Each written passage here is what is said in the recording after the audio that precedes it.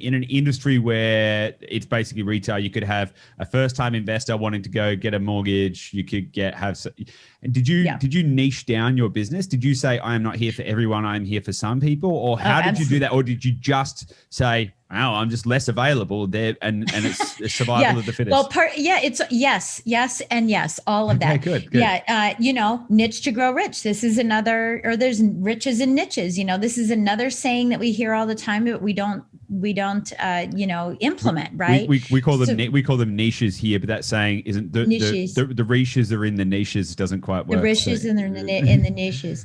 Yeah. So I did. I niched down and I said, I can't be and I feel this way. If you're selling everything to everybody, then you're selling nothing to nobody. Right. So I niched down into what aligned with my core values. And what was that? Aligned with my core values. So for me, it was doing veteran loans because my husband's father was a veteran, and I was raised in a town that had all kinds of military establishments. So that was important. I niched down into jumbo loans, right? Doing higher end loans because I didn't want to quote a rate. I wanted to dig into the financial DNA of a client and the complexities that were involved with that, so that it would feed my need in this business after that many years. That was boring. I wasn't getting out of it what I wanted. So I wanted a little more. And that was aligning with one of my core values.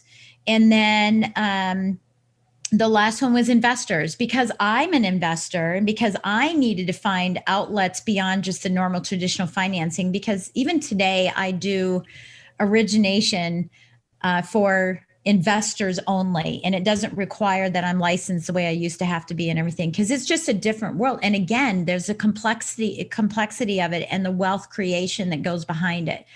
So I went into that niche and I realized that investors don't work on weekends, that veterans are working on weekends, so they're not going to be calling me, and high-end clients don't work on weekends either. And what was happening before that was that I was getting every Tom, Dick, and Harry and every real estate agent that, said, oh, I don't have control of my business, so I'm going to flop that onto you. And can you do me, do a pre-approval letter on the weekend and and so I had to say no to those people and really focus in on people that complement and not complicate my core values. I became the in-demand expert rather than the paper bag, right, of everybody can do it.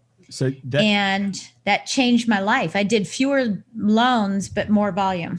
So that inflection point where you said, I'm not for everyone, I'm for some people, which I've just been reading Seth Godin's book called This Is Marketing, and I'm not sure if you've read it, but it's so good. This is not for you, but this is for some people, this idea. Yes.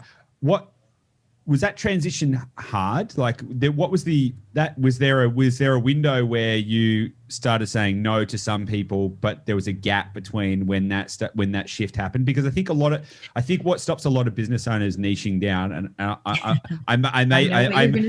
may very well be, talking. No, I know exactly what you're going to say. Go ahead. Yeah. So you niche down, and then you go broke. Whilst you're waiting, your fear. It's scary. It's scary because if you know where you want to go and who you can serve and how to live a better life, and if you're focused on, I have a belief that, everyone says, life wasn't meant to be easy and all of this. I believe that life was meant to be easy and business was meant to be fun. It's just our job to work out how to make it so. That's a belief of mine. But niching down can be quite challenging because you're like, oh my God, what if it all fails? What if I don't find enough of my, dream clients, all of that kind of stuff? Right. What happens? Well, the bottom line is you don't have enough business right now, and that's why you're considering niching.